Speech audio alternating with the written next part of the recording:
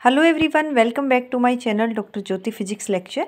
ये TIFR का जो 2023 का एग्ज़ाम हुआ है उसी का फिज़िक्स का सॉल्यूशन मैं डाल रही हूँ। मेमोरी बेस्ड क्वेश्चंस जो मुझे मिले हैं उसमें क्वेश्चन आया हुआ स्टैटिस्टिकल फिजिक्स का। अच्छा क्वेश्चन है कि 5 आइडेंटिकल बोजोन्स हैं, उनकी डीजेनरेसी है E1, एनर्जी लेवल्स क्या है E1 और E2 है। डीजेनरेसी क्या है, E1 एनर्जी लेवल में जो बोजोन्स हैं उनकी डीजेनरेसी है 2, यानी E1 दो स्टेट आपके ऐसे हैं जिनकी एनर्जी E1 है, 3 एनर्जी स्टेट आपके ऐसे हैं जिनकी एनर्जी क्या है E2, that is known as degeneracy.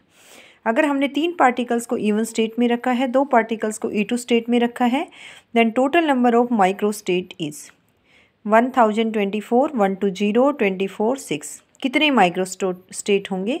एक तो आपने BSc लेवल पे ही ये फॉर्मूला पढ़ा हुआ होगा। आप दोनों केसेस के जो है माइक्रो स्टेट निकाल दो, दोनों को मल्टीप्लाई कर दो। तो देखिए फॉर्मूला होता है Ni + Gi - 1 factorial divided by Ni factorial into Gi - 1 factorial.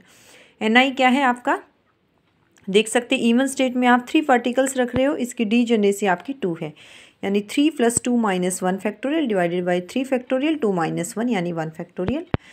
5 - 4 यानी 4 factorial by 3 factorial, that is equal to 4 × 3 factorial यानी 4। इसी तरह से आप निकालिए सेकंड माइक्रो स्टेट के लिए, सेकंड स्टेट के लिए E2 के लिए। उसमें आपके पास कितने पार्टिकल्स रखे हैं? 2 पार्टिकल्स रखे हैं। डीजेनरेसी क्या है उसकी? 3 है, यानी 2 + 3 - 1 फैक्टोरियल डिवाइडेड बाई 2 फैक्टोरियल 3 - 1 यानी 2 फैक्टोरियल। ये आ गया 5 - 1 factorial, that is 4 factorial by 2 factorial 2 factorial. 4 factorial हो गया 4 × 3 × 2 डिवाइडेड बाई 2 × 2। 2 से 2 कैंसिल, 2 4 से 4 यानी कैंसिल आउट, और आपके पास क्या बचा? 6, यानी 4 × 6 कितने वेज हो गए आपके पास? Total number way of microstate हो गए 24। तो इसका आंसर 24 है। कौन से केसेस आपके पास हो सकते हैं? ये है E1 स्टेट है जिसकी डीजेनरेसी 2 है, E2 है जिसकी डीजेनरेसी 3 है, यानी 3 ऐसे एनर्जी स्टेट्स हैं जिनकी डीजेनरेसी क्या है, जो है E2 है। 2 ऐसे स्टेट है जिनकी डीजेनरेसी क्या है, यानी उनकी एनर्जी क्या है? E1 है। E1 में मैं अगर बात करूं, 2 ऐसे स्टेट्स हैं और पार्टिकल्स रखे हैं 3, तो कितने वेज हैं पॉसिबल? ये दोनों स्टेट्स की एनर्जी लाइक E1 है, तो मैंने यहाँ या तो तीनों ही इस स्टेट में रख दिए, यहाँ 0, या तीनों ही इस वाले स्टेट में रख दिए, यहाँ 0, या मैंने रख दिए ये भी E1 है, इसकी भी एनर्जी, इसकी भी E1 है, यहाँ 1 रख दिया, यहाँ 2 रख दिए, या यहाँ पे मैंने 1 फिल कर दिया, यहाँ 2 फिल कर दिए, तो टोटल वेज आपके पास है 4। इसी तरह से E2 का मैं अगर देखूँ तो 3 ऐसे स्टेट्स हैं जिनकी एनर्जी क्या है? E2 है। तो तीनों में मैंने या तो 2 पार्टिकल्स रखने हैं, या तो एक ही में रख दिए, या इधर E2 में रख दिए, या इधर E3 में रख दिए, या मैंने एक एक ले लिया, एक इस वाले स्टेट में रखा, एक यहाँ पे रख दिया, ऐसे इसमें और इसमें रख दिया, इसमें और इसमें रख दिया, यानी टोटल वेज क्या है? 6 है। तो 4 × 6 क्या है आपके पास? 24 है। नेक्स्ट क्वेश्चन देखते हैं। ये नेक्स्ट क्वेश्चन है, ये आप नेट का एग्ज़ाम अगर देते हो तो हमेशा ऐसा क्वेश्चन आता है इसी फॉर्मूले पे बेस्ड। जब से मैंने भी JRF का एग्ज़ाम दिया था ये क्वेश्चन ऐसा ही कुछ आया था, थोड़ा बहुत वही फॉर्मूला बेस होता है, वही डेरिवेटिव होता है, थोड़ा बहुत चेंज आ जाता है। For a di atomic molecule Vr है एप्सिलॉन × A4/4r4 - B²/2r²। एप्सिलॉन की वैल्यू है 4 × 10⁻18 जूल। ए और बी की वैल्यू क्या है आपके पास? 1 एंगस्ट्रॉम। 1 एटॉमिक मास को अगर आप केजी में चेंज करते हो तो आपको पता है क्या होगा? 1.67 × 10⁻27 KG. For small oscillations find the transition frequency. अगर स्मॉल ऑसिलेशंस के लिए आपको ट्रांजिशन फ्रीक्वेंसी बतानी है, 7.5 × 10⁻14 hertz, 3.6 × 10⁻14 hertz, 1.2 × 10⁻14 hertz, 0.4 × 10⁻14 hertz. Vr है आपके पास epsilon × A4/4r4 - B²/2r²। Small oscillations के लिए आप याद रखिए, अगर आपको एंगुलर फ्रीक्वेंसी बतानी है that is equal to √k/μ। जैसे आपका जनरल जो है पोटेंशियल होता है ½ तो V डैश यहाँ से KR आ रहा है, V डबल डैश KR है, तो ओमेगा आपके पास क्या होता है? √k/μ। k को आप लिख सकते हो second order derivative of V potential divided by μ, जो कि यहाँ से भी आ रहा है। तो ओमेगा की वैल्यू आ गई।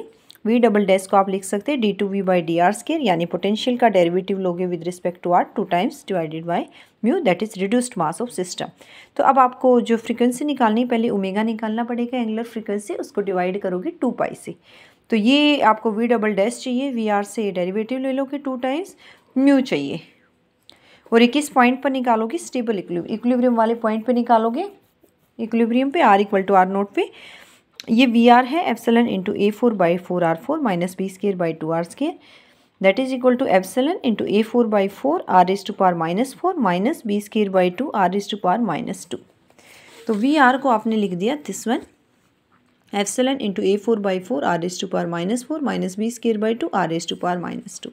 dv/dr इसका डेरिवेटिव लीजिए with respect to R, epsilon into A4/4 इसका डेरिवेटिव आएगा -4 into r⁻5 minus B² r⁻² का आएगा -2 into r⁻³ that is equal to epsilon into ये 4 से 4 cancel out minus A4 into r⁻5 minus से माइनस प्लस हो गया, 2 से 2 cancel out plus B² into r⁻³ that is our second equation. ये आपके पास आ चुका V डैश।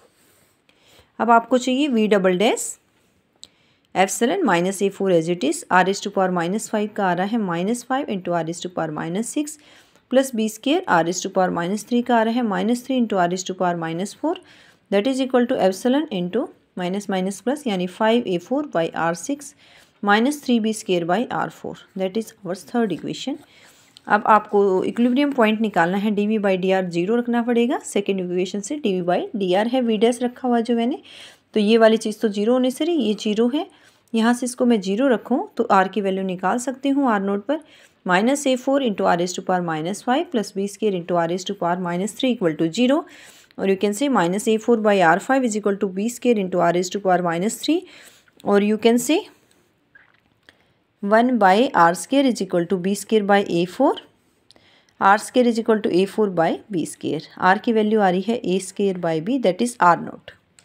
अब आपको V डबल डैश जो निकालना था उस ये V डबल डैश आया हुआ है अपना दिस वन 5A4/R6 यानी R6 हो गया A²/B⁻6 माइनस 3B²/R4 यानी A²/B⁻4। तो ये आ रहा है epsilon into 5A4/A12B6 minus 3B²/A8B4। A और B की वैल्यू 1 एंगस्ट्रॉन दोनों ही सेम है, A is equal to B equal to 1 angstrom. तो यहाँ से दोनों की सेम है तो ये A10 हो, ये A12 यानी 5 डिवाइडेड बाई A² रह गया। A की वैल्यू 10⁻⁻10 है क्योंकि 1 एंगस्ट्रॉन है, उसको मीटर में कन्वर्ट करें 10⁻⁻10 होल स्क्वायर माइनस 3 नीचे भी ऊपर पावर 6 हो गई क्योंकि B और A सेम है, नीचे 8 है तो A² रह गया that is 10⁻⁻2। 4 into 10⁻⁻18 by 10⁻⁻20 5 minus 3 is equal to 2 that is equal to 4 into 2 यानी 8 into 10⁻2 that is equal to 800। अब आपको V डबल डैश की वैल्यू निकालनी है r is equal to A²/B पर।